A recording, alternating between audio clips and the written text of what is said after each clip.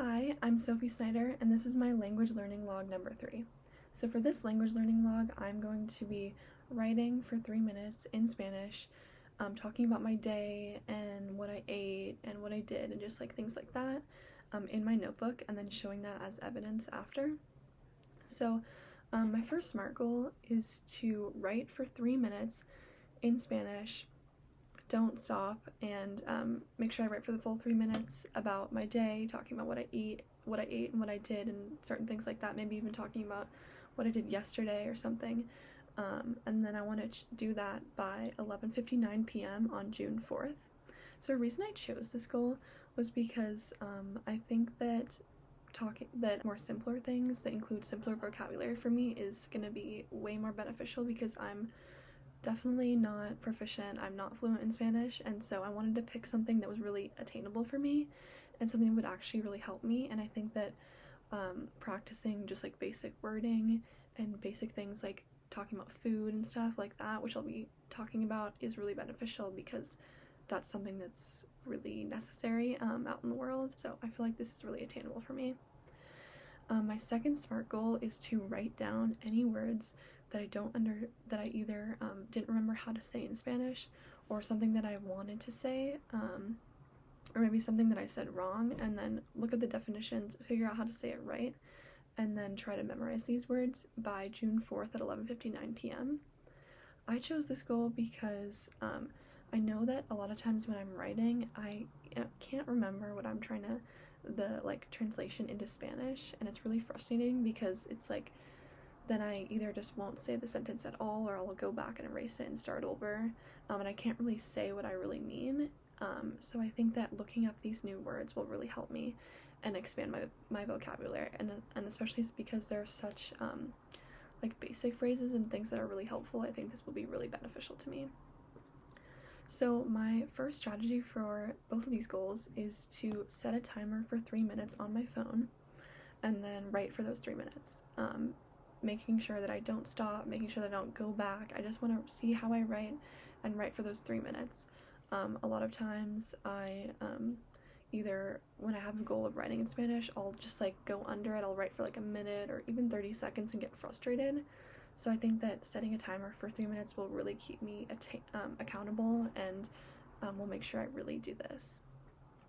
A second goal is to use SpanishDictionary.com to write down all the words that I or to look up all the words that I wrote down as challenging, or ones that I wasn't really sure if they were right, or words that I wanted to use in Spanish, and look up their Spanish translation, so that I can learn these words that I'm really searching for in Spanish but don't know how to say them, and I think that will be really beneficial for me.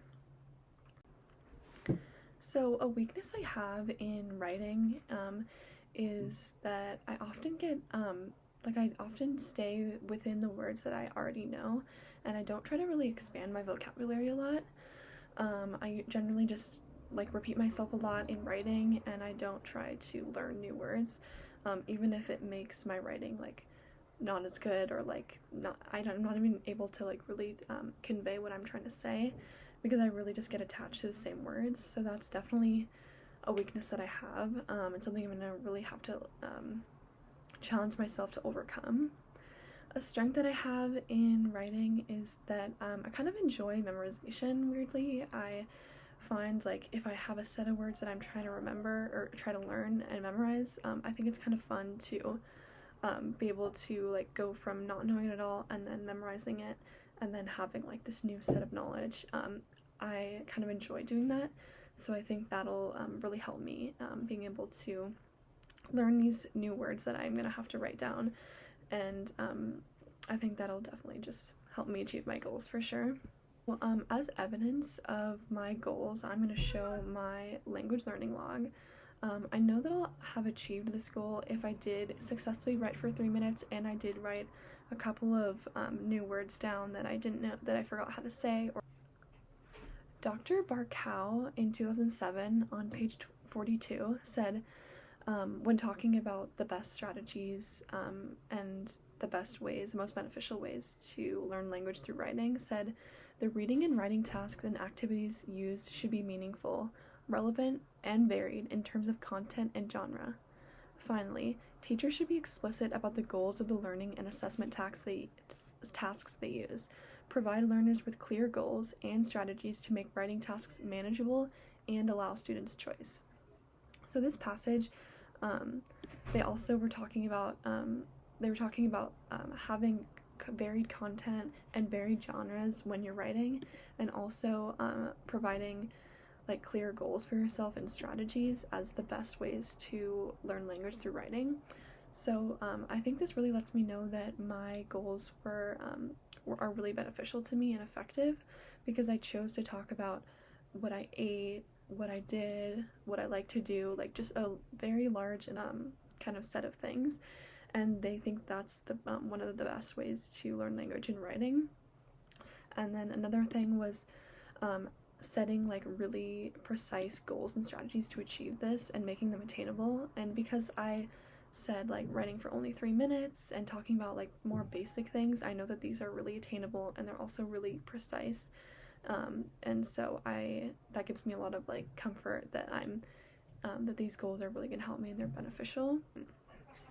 And then in class this week we talked about like different aspects of writing. So we talked about discourse, which means like diverging from the original topic when you're writing, or things like that, and that's definitely something I think that I do, especially when I'm writing and like no one's going to be hearing me, I'm not giving a speech or anything, I'm not turning it in even.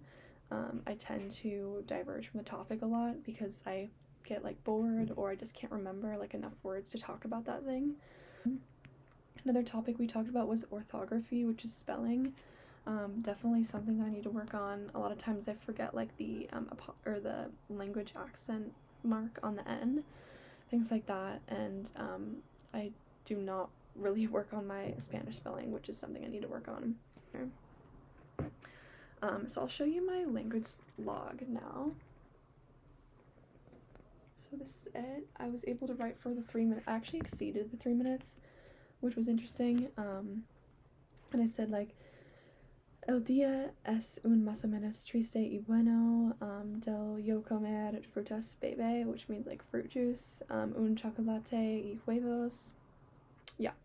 And then I also was able to write down some words here that I was trying to remember, but I couldn't remember how to say them, and I looked these up online. So the first one was estudi, which means to study. This was something I did today and I wanted to talk about, but I couldn't remember how to say it. This is also a really basic phrase and something that if I continued to write in Spanish, I would talk about a lot. So definitely really beneficial for me to look that up. Another one was papas, which means potatoes. I'll have this for breakfast and I couldn't remember how to say it, so that was kind of frustrating, but I'm glad I know it now. And another one was escuchando música, which means listening to music. This is something I did, and I do a lot, and so this was really beneficial to look up these words. My goals and strategies were really aligned. I didn't have to adjust at all. And then something that was easier for me was getting started writing. I had like a lot of things I wanted to say. I said a lot of like basic phrases like me gusta bailar y comer, just like a lot of these basic phrases. So getting started was pretty easy for me. Something that was more challenging was, again, like trying to convey what I was really saying, what I really wanted to say. I couldn't remember different words, and so that was challenging. I felt like I couldn't actually really convey what I was trying to say because I just didn't have the vocabulary. And to overcome these challenges, I wrote these words down and looked them up. If I had to do this again, I would maybe change my writing prompt to something different than like food and like activities, because I feel like I talk about that a lot. It's important to use, like they talked about in the article, a lot of different subjects.